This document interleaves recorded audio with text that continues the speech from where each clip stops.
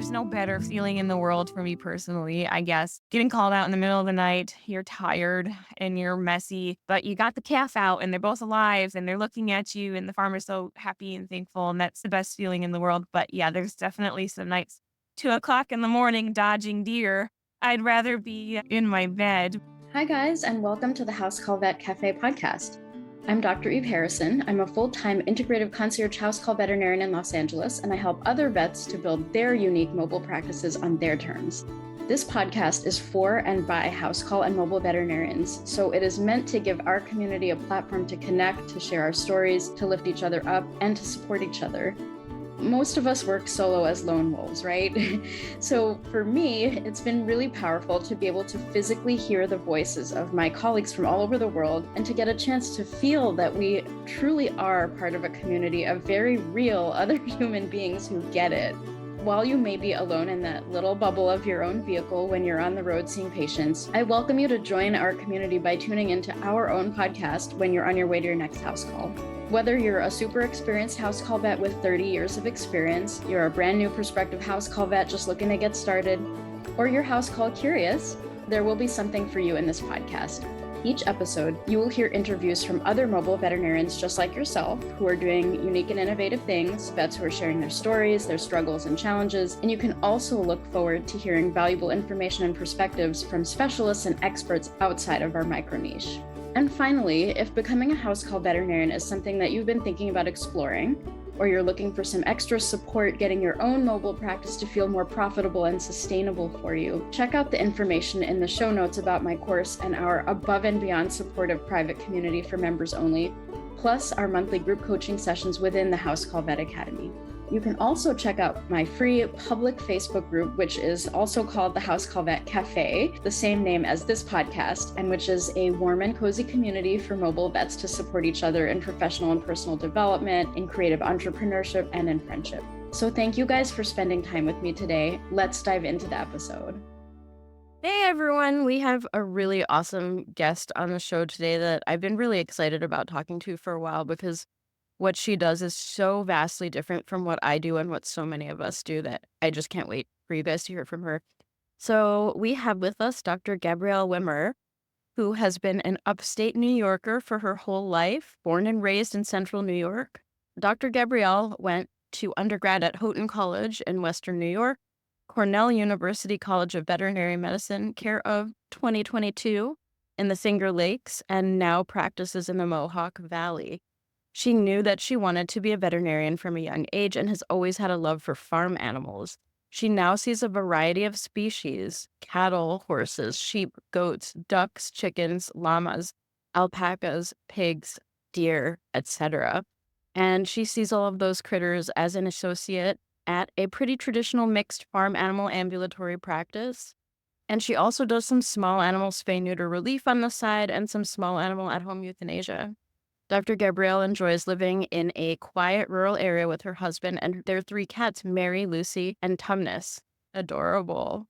Okay, welcome, Gabrielle. I'm so happy to have you here with us, Doc. If I can start out the conversation by asking, when you're on the road to seeing all those creatures, what are you snacking on in the car?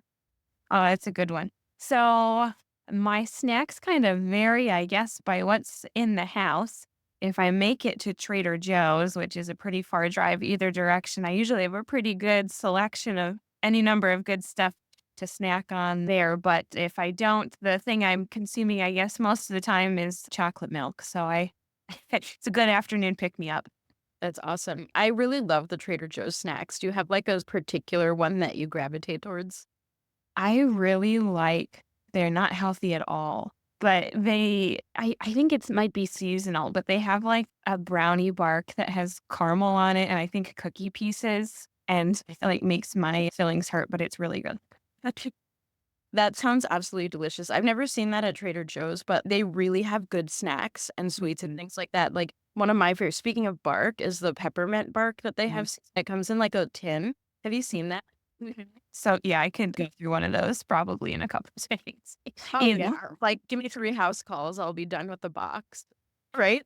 Each amazing. So I would love to know if you could tell me a little bit about how you got into ambulatory practice and what your journey's been like since graduating or even maybe before that. I would just love to hear kind of how you got onto the path that you're on right now. Yeah. Yeah, definitely. So, like was in my bio, born and raised in upstate New York my whole life. It's where all my family is and where my in-laws are. And so my husband and I knew that's where we wanted to be settled. He's a teacher, so he works in New York as well, obviously. And so we were looking for places to live that would allow for me to do large animal stuff because that's what my passion has always been. I didn't grow up on a farm, but all of my friends did. And so I spent a lot of time playing with calves and playing and stuff I probably shouldn't. But that's all right. So, yeah, when it came to areas that would work for both of our jobs, it seemed like ambulatory was probably going to be the way to go for me since there's so few actual large animal brick and mortar hospital practices that are around. There's a good number of them, but ambulatory is certainly much more common, especially up here in dairy country. So that's kind of how I got settled into it. I shadowed a large animal ambulatory vet when I was in high school and then I guess never looked back. So it was always something that I had a passion for. And I'm so thankful that I'm able to do what I love every single day. That's amazing. Have you been doing mixed animal ambulatory work since you graduated? Yes, I have. So the practice that I'm currently working at is the job that I took right out of vet school. So I graduated in 2022 and I've been here the whole time. And yeah, it's great. Like I said, that long list of species, we see all sorts of stuff truly mixed, and then both from a production and from a pet standpoint. So, Tuesday I might be seeing some backyard production pigs, and then Friday I might be doing hoof trims on a house pig near the city, right? So it's all sorts of stuff. And same for sheep and goats too. Might be doing preg checks on a goat dairy one day, and the next day I'm looking at a backyard sheep and doing vaccines and routine herd checks and stuff. So crazy variety, which is what I really like. Yeah. Oh, that sounds absolutely amazing. I have a couple questions that are coming up for me. One, doing kind of farm animal in the more rural areas, I don't really know how much traveling you're having to do. How many farm calls can you fit into a day usually? Ooh, that's a great question. So it really depends on where we are scheduled at. So if I have farms that are close to each other, I can usually get a few dairy herd checks in a morning or before early afternoon. But there's certainly some days, just the way the schedule works out, where I might be driving an hour more in between appointments. We try to limit that, of course, but that's just part of it. So it varies so much seasonally for us, but I would say typically I'm stopping at anywhere from 4 to maybe 6 or 7 places routinely scheduled in a day. And whether that's stopping at one place to look at one horse or that's stopping at a dairy to, ultrasound and rectal 100 cows, yeah, that's probably about how many. How long does it actually take to ultrasound 100 cows? Well, it depends how they're lined up, or if you're waiting for them to come off the parlor, or if you got to catch them. But yeah, it all depends. Sometimes you're there for a couple hours. Yeah, that sounds about right. Yeah, that totally makes Mhm. sense. I think that sort of 4 to 7 is pretty aligned with, like, a small animal house call vet kind of going to do Yeah. just, like, the variability that just comes with it. 7 is a lot for me, like, if I'm Mhm. doing 5 or 6, like, at the end of the day, I'm like, "Holy shit, are we done yet?" Yeah, And same. I've also kind of, like, spoiled at this point in time, like, I haven't had to see really more than, like, 3 or 4 patients a day for a long time, but I know a lot of house call vets, like, especially if you're, like the volume and you like to really be very busy and things like that. Mhm. 6 to 7, even some do 8 periodically. I mean, that's a lot, but yeah, it's pretty comparable, I think. Yeah. Yeah, yeah, it does make sense. Yeah. Mhm. Mhm. Yeah, and I really do love the variability that you have going on in the mixed animal world and that there's pets, but there's also, like you're doing kind of larger scale stuff and seeing many, many animals at some Mhm. business. It's really, really interesting. And the other question that I had that sort of came up for me is when you're just out of school, as you were when you started, the thing that's really, really unique about house call and mobile ambulatory practices, you don't have a whole team with you typically. You're like I don't know, were you going out solo in the beginning? How did you navigate the practicalities of becoming a vet when you first graduated and went straight into what may be solo practice now. I don't know if it is or isn't for you right now, but I'd love to hear. Yeah, so I guess I never really thought about it any other way because this is all that I've known. But yeah, certainly if you were in a traditional brick and mortar practice setting, there's people around that you can easily talk to in person or grab or ask a question to. So yeah, not have that. And at our practice, we typically don't have assistants either. So a lot of times it's just a doctor in the truck. So I will say that shout out to Cornell. They did a really good job preparing me, I believe, for the workforce. And so we did a lot of externships. I did a lot of hands-on stuff, and that was really helpful. But certainly once I started this practice, I rode around in the truck with another vet for a while to see a variety of calls before going out on my own.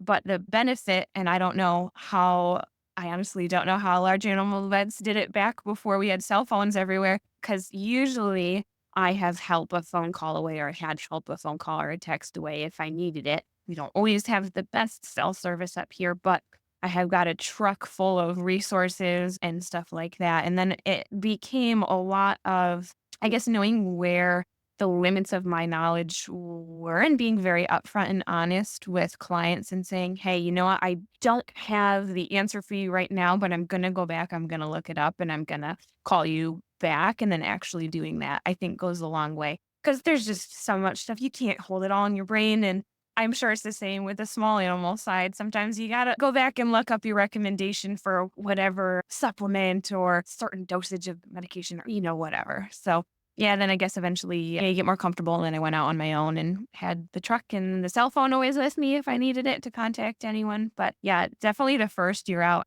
was a huge learning curve. And I learned so much. And I'm sure it's the same in any part of the field. Yeah, I really love that you called out there's almost this pressure to pretend you know things that you don't know, especially when you're new and you're trying to like establish Mhm. confidence and your clients having confidence in you and you're like literally learning and Exactly. And old farmers can see right through that BS. They know it. I'm imagining, do you watch Yellowstone? I don't. I tried to watch a little bit of it and then it was just like so unrealistic to me. I don't know. But I'm Like trying to watch it again. hilarious. It's all about, like, farmers and ranchers and things, and there's some, like, characters that sound just like these old farmers that are just like, "No bullshit." No, Yeah. like, just Yeah. and they actually speaking of unrealistic, just in the last episode that I watched, it had, like, a long break between, like, this season and the previous one, I think because of some of the strikes Mhm. Hollywood and wherever, with the AI stuff, but they're back, and this episode that I just watched, they injected Banamine, I am into a I horse. I am into a horse that had been bit by a rattlesnake, and I was like, "Well, even I know that." Yeah. So I guess this kind of goes into what probably this discussion will eventually head to. So the thing of it is on the label for Banamine, it does say for intravenous or intramuscular use in horses. They have not taken it off the label. So I guess they're not wrong. And again, I am not a legal person in one way, shape, or form, but apparently it costs money to take it off or whatever. But yeah, don't ever use the Banamine that I am in a horse unless you want clostridial myositis or to end up in a hospital for a long, long time. Oh, wow. Well, thank you because I was like, "I know you're not supposed to, I just didn't know what happened." So, okay. Bad, Str bad, yes. bad stuff. No thanks, don't need that. And others, yeah, yeah. Horses Others need their necks. Oh my Mm. gosh. But yeah, it's like your clients as an ambulatory vet, I imagine are very, very down to earth, real, like, and they probably, I think most humans appreciate an honest and humble approach from their veterinarian. But I think it sounds to me that the farmers that you're working with, not only would they prefer it, they wouldn't tolerate anything else. Yeah, yeah, And so I think that's a really cool thing that's like, it behooves us both for me to be really honest and open and humble and let you know if I don't know the answer. mhm, Just I'm gonna look it up and that's okay. I love yeah, that. yeah, yeah. And as I've gone on, I find myself having to that less and less, of course. But certainly, yeah, when we're first, because you're the new vet on farm, you're the new grad, you have to establish that relationship with your producers, and it takes a while. It really does, especially in a field where historically, in the way it kind of trends, there's a lot of turnover. And so it's nice to be able over the years to build up these relationships again with these farmers and producers. So It's really cool to hear about. I am really interested. You had mentioned that you might be able to share some resources for people who might be interested in small ruminant work. I'm one of those people, like, I'm primarily dogs and cats and an occasional exotic, and then I have a few goat patients. So I'm like frothing at the mouth to hear, like, tell me all the resources. What CE can people do? I know I'm not alone. Like, whenever I post pictures of my goat patients, people lose their minds. And I know they're like incredibly jealous, as they should be, because goats are freaking amazing. But yeah, like, can I ask you to sort of like dump your brain on like what are some good resources for people who want to delve into small ruminants, sheep, goat, alpaca? That's yeah, definitely. And I do strongly recommend that anyone who is looking into doing these species, like you said, definitely get continuing education or look up some resources because, I mean, we all learned about them in vet school, but if it's been a little while, there's some key things that are important because they're a little bit different than our monogastric friends, of course. And so, as far as resources that I like, first of all, joining an organization like AABP or AASRP, so the bovine practitioners or small ruminant practitioners, is probably a really great place to start. The dues aren't that much. And once you're a member, there's a whole library worth of resources. And so AASRP and AABP are pretty closely related. So even if you do one or the other, you can usually access information from the other ones. And then at the AABP conference, they typically try to have small ruminant sessions as well. And so those I've found to be helpful. So I guess those are the organizations I would say. And then for information on cases or just trying to pick other vets' brains, I really do. I'm not a social media person, but I have found some of the Facebook groups to be really helpful. And so there's a bovine vet to vet, which often sometimes has small ruminant stuff on it. And there's also a vet to vet Facebook page that is specifically for small ruminants and camelids. So that it's so good. Like, even if I'm not posting any questions or not looking up any cases, like, I will just look through every couple of days and because then I see things in real life, I'm like, "Oh, so and so saw this and they treated it with this," and so I found those, yeah, super duper helpful, and there's no shame in posting on those if you are new to doing small ruminant medicine. Everyone tends to be really friendly and helpful there, so I really like that.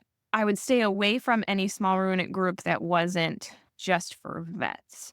Just like with anything, well, anything really at all, but anything in the medical or veterinary medical field, you can kinda get in the weeds and kinda into the crazies into the Facebook group. So I would stick with for vets only. And then so that's super helpful. There's some other continuing education courses. I know that Dr. Meredith Jones Cook has some. So it is Large Animal Consulting and Education. And if you Google that, a bunch of stuff comes up. There's courses. It's race approved, so you can get CE credit hours. And there's all sorts of stuff from small ruminant parasites to lambing and kidding, blocked goats, calving, PUs, all sorts of stuff. It's just a complete wealth of information. So that's probably a great place to check out.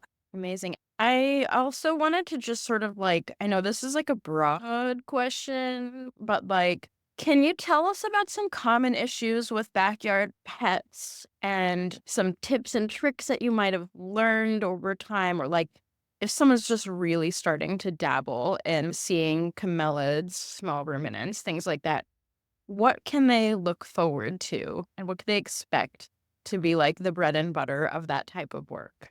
Yeah, sure. So my area of knowledge is Northeast United States. So the things that I see commonly may not be stuff that people who are practicing out in the West or high up in the mountains or in the Southeast are seeing. So again, mine's pretty geographically restricted, but there's so many big things that we tend to deal with are parasites, both internal and external.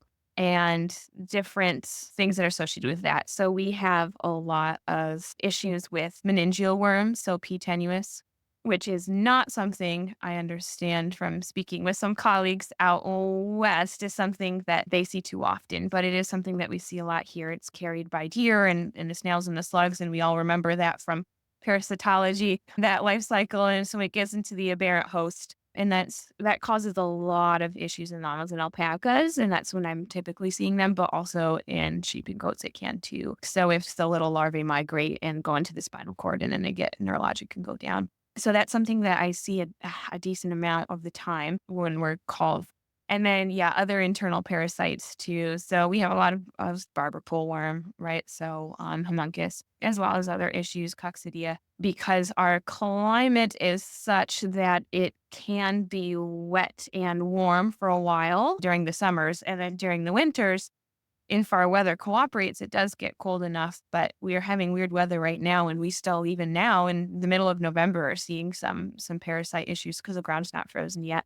So that's a big thing. And then going into winter, as animals are spending more time in close proximity to each other and inside, seeing a increase in ectoparasites. So stuff like mites and lice are certainly things that always you can check for when you're doing your physical exam. And sometimes just spreading the hair back to look, you can see little lice crawling around in there. But I found that using little flea combs like you would in a cat or dog can be helpful. So now I have a couple flea combs on my truck that I can run through my patients to check to see if they've got any hitchhikers there. But yeah, that's a pretty common thing. It's not at all a fair question that I asked, but like, okay, so say you're headed out to see an alpaca and you had to guess what it was you were seeing them for, knowing absolutely nothing else. What would you guess it was going to be? I guess after this summer, I would be guessing that if I was getting called for a sick or down alpaca, it'd probably be P. tenuis, the meningeal worm.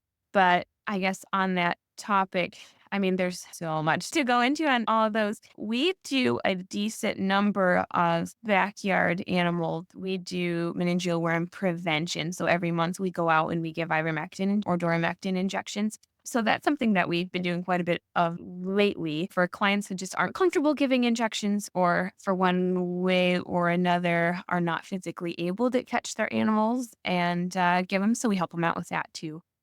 So I guess it's still in the realm of meningeal worm, but yeah, Yeah, that's a lot, often a what I lot see. of parasites. Like I hear you. A lot Yeah, of parasites. yeah, yeah. Oh, yes. And what about with like reproduction stuff with camelids? Any kind of common issues there? Well, that is a whole can of worms because The ferns. born. Yeah, so camelid reproduction is kind of wild in some ways. They have all these adaptations to help them live high up in the mountains of the Andes. And then, of course, we've brought them here and they're living in some different environments. So we do quite a bit of preg checks on them for breeding operations. Certainly not as much of economic thing that it was, 10, 15 years ago before the bubble burst, but we do a decent number of it. And so for ultrasound, so I have an ultrasound on my truck because we do so much dairy work and other stuff too. And so it's nice to be able to do projects that way because in an alpaca, I would not recommend doing a rectal with just your arm. They're just too small and too fragile. But we can slip an ultrasound probe up there with a little extender that you can make out of PVC pipe, or they have some commercially available ones too. You can scan them that way, or you can do it transabdominally. And so we that as well. As far as reproductive issues that we see, a lot of times it's due to them not being able to be bred. And then they're pretty similar to horses, I would say, because we do a lot of horse repro work. They can get endometritis and they can have other issues too. They can be dirty. But yeah, Can I ask, like, what kind of ultrasound do you use? Like, it's a big question in the house call world. Or do you have the whole big setup and everything like they have in the clinics? so I have an ultrasound unit that is IMV, I believe. It's like BCF, IMV, maybe they're the same company, but it clips to my back. And so the unit itself is probably slightly smaller than like a toaster, like a toaster width, if that makes sense. And it's a little square and it fits in a pouch. and it straps I wear it around my waist, and then it's wired, and I have a little screen that sits on my wrist. And the screen is probably a little bit smaller than my iPhone. So it just velcros right to my wrist, and then I have one hand free to go in rectally or transabdominally, and I use my other arm like a watch face, basically, and I look at the ultrasound that way. Totally. Yeah. Yeah, yeah, and I have a linear probe. Some people prefer a curved probe, but I like my linear for what I do. Yeah. Oh, that's so interesting. I know that when people are kind of trying to decide what type of ultrasound unit to get, there are questions about what's the most durable. Because if you're working Mhm. whereas with like a horse or a cow that could step on your unit and break it, Yeah, yeah. that's a real consideration. So I love that it's like literally on your body. Like it's on your wrist, it's around your waist. That's really cool. I think Yeah. that's awesome. Mhm. I Yeah, yeah. knew what they were doing. Yeah, they did. One of my coworkers has the goggles that you wear, and so when you're looking, instead of looking at her wrist, she looks right up her eyes. Don't use something like that because I do so much horse repro. I would never wear goggles if I was standing behind a horse, so I like my wrist unit, but Yeah. there's cool stuff out there. Yeah, that's cool. Yeah, you definitely have to keep your wits about you when you're behind a large animal. But that's really interesting. It sounds like almost like VR or something that they're Yeah, it kind of like is. like hologram world or something. Like while you're like feel like you're literally inside the animal looking with your own eyes. I can only imagine how cool that is. It's amazing.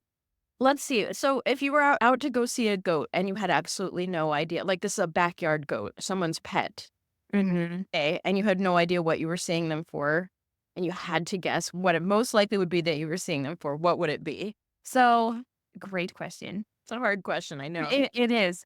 So, everything that's in my mind is, like, everything that we've seen in the past month Sure. or so, and so, I guess what we've been seeing quite a bit of lately because our temperatures have been crazy, it's been 20 degrees at night and then up to 50, 60 during the day. I've been seeing a lot of pneumonia, so a lot of respiratory issues, especially as some animals are spending a little bit more time inside. So, yeah, I've seen a decent amount of pneumonia lately in pet goats. And then there's I guess a whole nother side shoot about medications that you can use and what's legal and what's not. But yeah, I've seen a lot of that. And then again, parasites, always parasites. In a couple of months here, we're going to be getting a ton of calls for lambings and kittings. So Oh, all the little babies, they're so cute. Oh, I love it. Hey everyone, Dr. Eve Harrison here. Whether you are a solo mobile vet feeling the weight of isolation, or whether you're struggling with boundaries or issues with your current client base, or if you're in the early stages of starting your house call practice and you're struggling with analysis paralysis and decision fatigue, you're trying to get enough patients into your practice to be able to start paying your bills, or you're someone dreaming of breaking free from the corporate life or your clinic life, but you're afraid to make the leap. Well, if you're any of those things, I totally see you.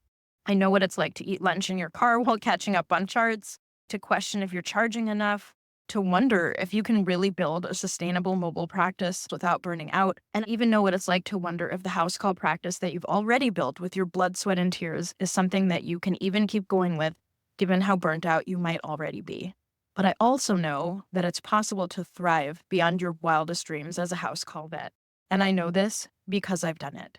And that is why I'm so excited to announce that registration is finally open for our fourth annual House Call and Mobile Vet virtual conference. This is not just another CE event. This is your first step towards transformation. We're tackling the real challenges of mobile practice, from handling red flag clients who believe that as a house call vet, you should be available 24/7. More importantly, we're going to be sharing proven solutions that help you work less while earning more, that help you work in a way that reflects your true worth, and that helps you build a practice that fits your life. Whether you're an experienced mobile vet looking to optimize your practice or just starting to explore this path, you'll leave this conference with concrete strategies that you can implement immediately to increase both your income and your time freedom. The conference is virtual. It's February 1st and 2nd, 2025, and you can join from the coziness of your own couch while sipping hot chocolate and ordering your favorite Thai food while you're hand-fed gems of wisdom for your house call practice and while you celebrate with your tribe. Here's what two of our veteran house call and mobile vet virtual conference attendees had to say. Dr. B said, day one of the conference, and it was fantastic. Speakers discussing the nitty-gritty subjects of medicine, the down and dirty ways to treat cats who may not receive treatment otherwise, and meeting other vets willing to take back the profession. I think I have found my tribe. I think it is truly the most excited I have been at a vet conference in a long time. Thank you, Dr. Eve, for all the time and energy you put into this. I cannot wait until tomorrow. And then we have from Dr. M. What a unique and engaging conference, even better than last year, and last year was amazing. So if you're feeling excited, inspired, and ready to sign up, don't wait too long. We have an amazing price for our early bird registration. That is open only through January 1st, 2025. And the first 50 people to register will receive a special bonus package that I've personally curated to help you implement everything that you've learned. Head to my Instagram, the House Call Vet Academy, or the link in the show notes to secure your spot. I'm Dr. Eve Harrison, and I can't wait to show you just how amazing mobile practice can be with the right support and community behind you, and to celebrate with those of you who already know exactly how life-giving this path can be. Now back to our show. I would actually like to dive into some of like the medications that you use and the considerations that you have to take when you're treating some of these animals. Even if they're pets, you still have to follow the regulations like Amduca, right? Like, Yes. I remembered the word, go me. This I know very, very little about, except when I work on the goats that I work on, I have to like look up some of that stuff and be like, okay, what is okay for me to use? I would hear your thoughts on that subject. Yeah. So I'm sure for some of us, Amduca and all that stuff is a memory from lectures that we all had to take and, whatever. So yes, because sheep, goats, commodities, all those things are livestock and are technically food animal species, you do have to follow the rules that are in place for that. So I'm sure we all remember in that list of like always, sometimes never, right? So things that you can use. So there's the list of medications that you can never use in a food animal producing species. So, stuff like your chlorphenicals, stuff like that, or other medications that are deemed more important for human health. And again, I never use them so that they're not fresh in my mind. But yeah, so there's those medications that you're never going to be giving to a food animal species, whether they're a major or minor food animal species in the United States. And so I guess a preface for all of this is that there's a ton of information out there on the internet for treatment protocols for animals. However, we have to remember that sheep and goats are a lesser economic component in our country as compared to some other countries. So if you're just looking things up online, you might see things that are labeled for use in the UK or Ireland or Australia or New Zealand. And you have to double check and make sure that they are approved for use in the United States because it's not always the case. Even some things in Canada are not allowed here. So you have to be up to date on that. And so websites like Farad is really great to put your requests in and look stuff up. So yeah, so that's some of the basic rules, I guess. The website that you mentioned, what is that site? So we can put it in the show notes for me. Yeah. So it's Farad, which is the Food Animal Residue Avoidance Databank, is this really great website. And so it's a great thing for anyone who's going to be doing anything with any food animal species to just get familiar with, click around and look.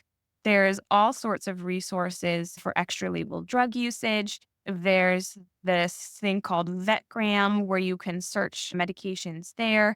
And then included, everything is all together in one place. So it has things such as the list of prohibited and restricted drugs in food animal. So again, that's the thing, that's the never, right? That's the lose your license level. So things like the chloramphenicol or the clenbuterol, DES, all that stuff. That if you are looking at an animal that has a rumen and chews its cud and you're reaching for one of these medications, stop what you're doing and reassess. And then, of course, so those are your group 1 drugs. And then they have broken down to with group 2 drugs, which have the restricted use, and everything is on there.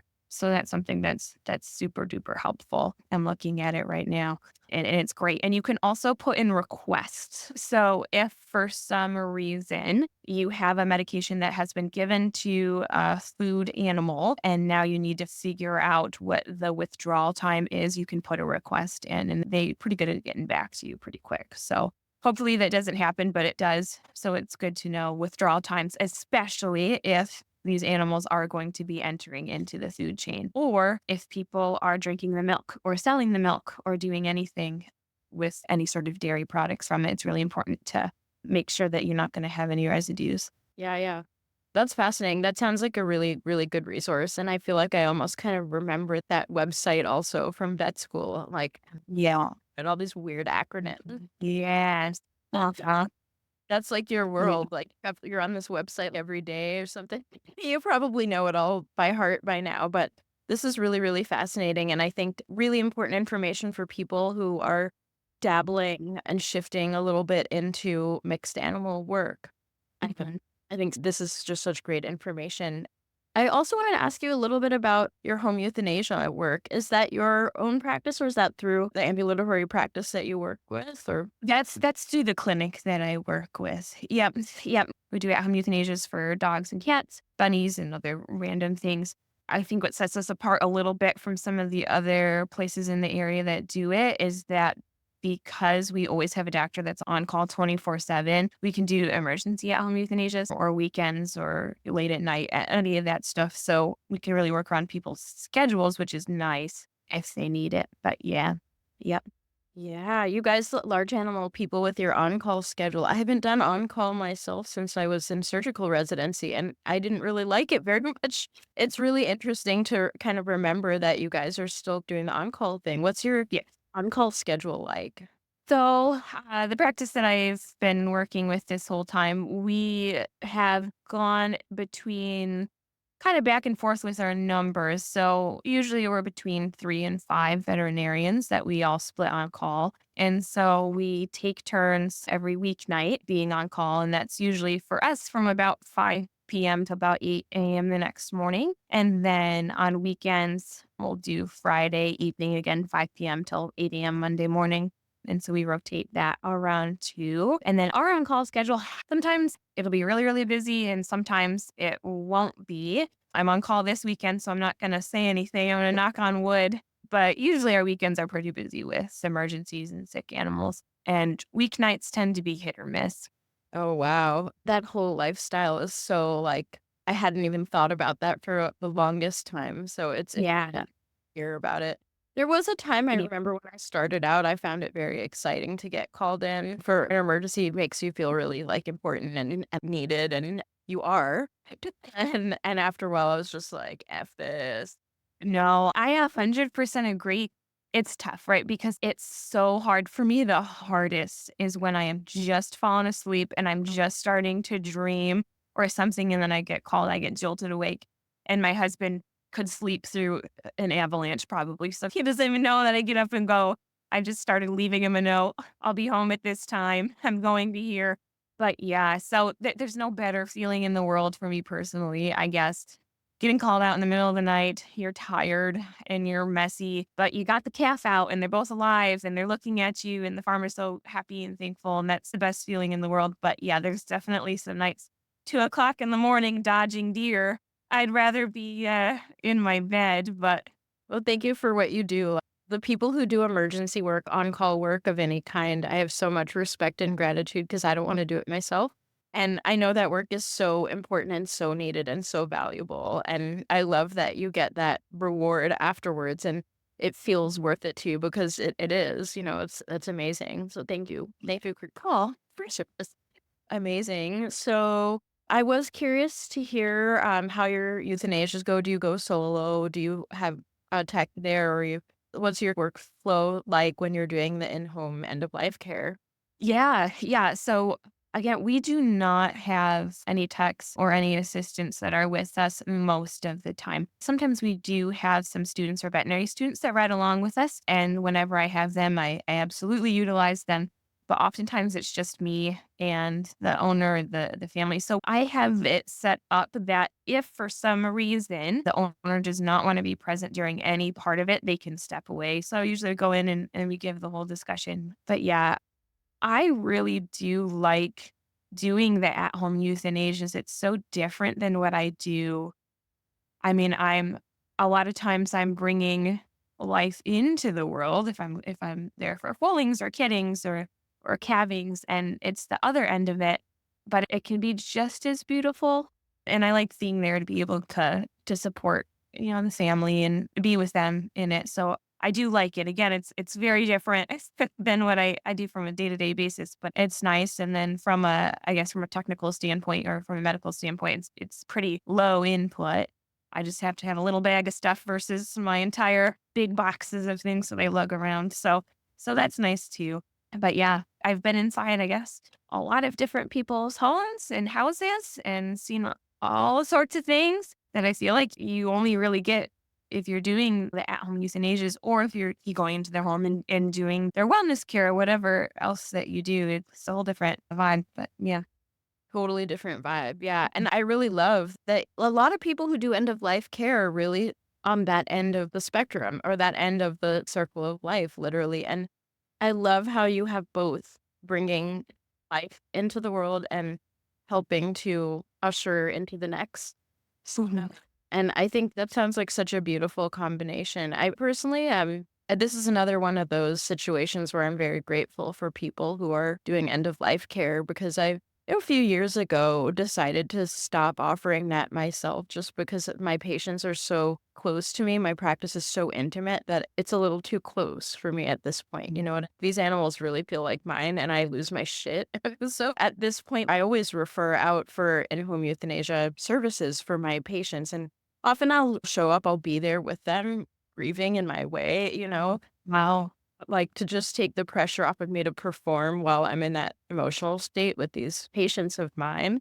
And I'm just so grateful for the vets locally who do that for my patients and just who are able to do it in general. And I always think it's so much to hold. And I think it's really beautiful that you're able to really experience the whole circle of life. There's something really, really meaningful about that and special. Mhm. Yeah, no, I guess I come from a place of, I don't want to say that I'm not really quite sure what the word is, but I can see why it would be a lot harder to perform that service if you've been the one that's been taking care of them since they're a puppy. Typically, the ones that I'm doing, I don't have that same, I'm not the one that was doing their annual exams and seen them grow up and seen them grow old. So it's definitely different. But yeah, I think if I was in your position, it would be tough. And even having not really known them sometimes, you feel your eyes welling up a little bit just because there's so much emotion there. And yeah, to have that really deep connection with them, I'm sure is tough. Yeah, it really is. And like, I kind of made peace with the fact that it's actually okay to cry during euthanasia, even if you don't know the animal. Like, it turns out that it means a lot to people to see that you care and you feel with them and you're not numb. You're not a numb machine just coming in to like Grim Reaper the whole thing, you Yeah. know? Like, Yeah. but anyway, thank you so much for sharing your experiences with that part of ambulatory work that you do. And from here, I was just kind of curious, kind of open ended. Is there anything else that you think might be helpful for people who may be getting started with ambulatory or mobile practice, or who may be a recent graduate who's thinking of going into this type of work? What might you have done differently looking back, or what went well that you could share with people? Mhm. So I guess, yeah, there's so much to it. And I find, I guess I'll lead with clients that tend to get backyard pet animals tend to not be from agricultural backgrounds, I have found. And so for some of them, this is their first foray into the livestock world. And so there's so much education that can be done for clients. And again, in order to be able to do that, it's good to, you yourself as a veterinarian to have a basic knowledge of husbandry and nutrition and things like that. And so one thing that we as a practice found really helpful is we basically made a handout that we give to all of our clients and we call it like our goats 101. And so all that stuff, it has pictures and a list of poisonous plants because people say it's easier to build a fence to keep a goat out than in or something like that. So goats will escape and they will inevitably go over to your garden and start munching on things. So it's a really good idea to have a list of poisonous and toxic plants. At least around here, like rhododendron's a huge problem because everyone has it because it's gorgeous, but goats love to eat it and they should not. They get very sick off of it, vomit. So included in that. So we have a list of poisonous plants. We have pictures about body condition scoring and FAMACHA scoring and how to properly trim hooves.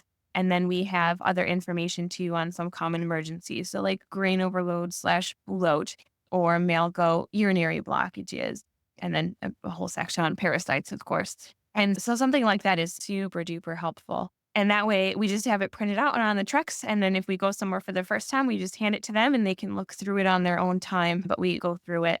What else? I guess other random things. So I was always told in vet school by Dr. Mary Smith, who had the textbook too. So that's another good one to check out. I think it's called Goat Medicine. She always told us friends don't let friends get male goat because they just have a million and one problems. Castrated males oftentimes do get urinary blockages. And those, of course, are life threatening, just like in a cat. And you can try to relieve the blockage in the field. And we do, and we use a combination of medications as well as amputating the vermiform appendage at the tip. Fizzle. Yep. Right on. Dreaded that. I was like, please, nobody ever put me in a situation where I have to do that. I hate to say it, but if you're going to be working on male goats, there's probably a time when you'll have to. But yeah, stuff like that. And so much of that is nutrition. So making sure that they're not eating grain and they're not really eating anything other than refuges and getting plenty of water and all that good stuff. So yeah, friends that let friends get male goats. But everyone has male goats as pets because the little wethers, because at least around here, the dairies don't really need them and they're adorable and they're cute and people get them. And then you just have to be really careful about management and husbandry with them. So that's something that's really important too. But yeah, we go over a lot of basic stuff. Another thing that we as a practice have found is that a lot of people who are new to the backyard sheep or goats often will call looking basically for free advice. And so it's really important, of course, to have your receptionist to yourself, have something set up for what you're going to tell these people.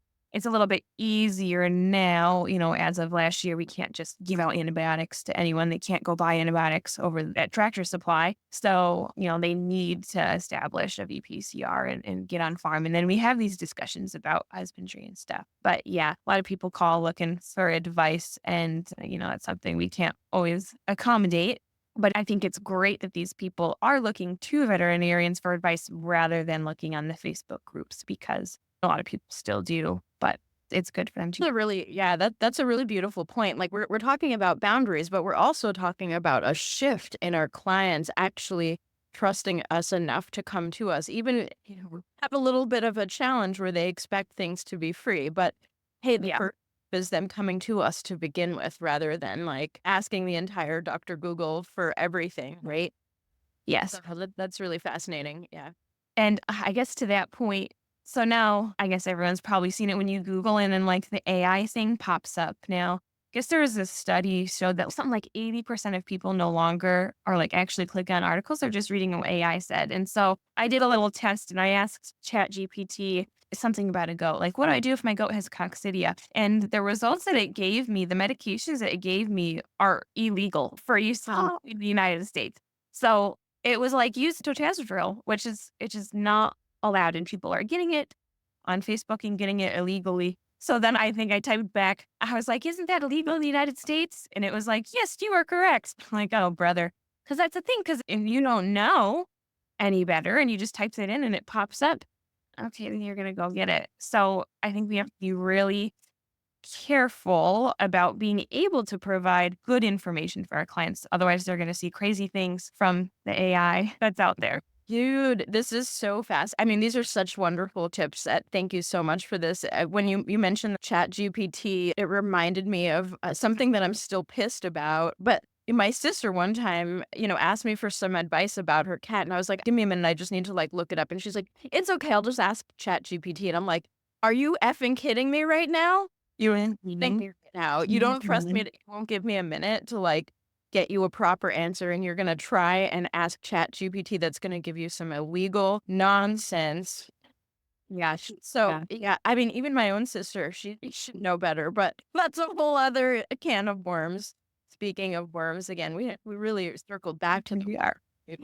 Anyway, thank you so much for your insight and for sharing your experiences and veterinary knowledge and information. I'm loving what you do. Thank you for all you do. And I can tell you working really hard to get all these animals cared for really well.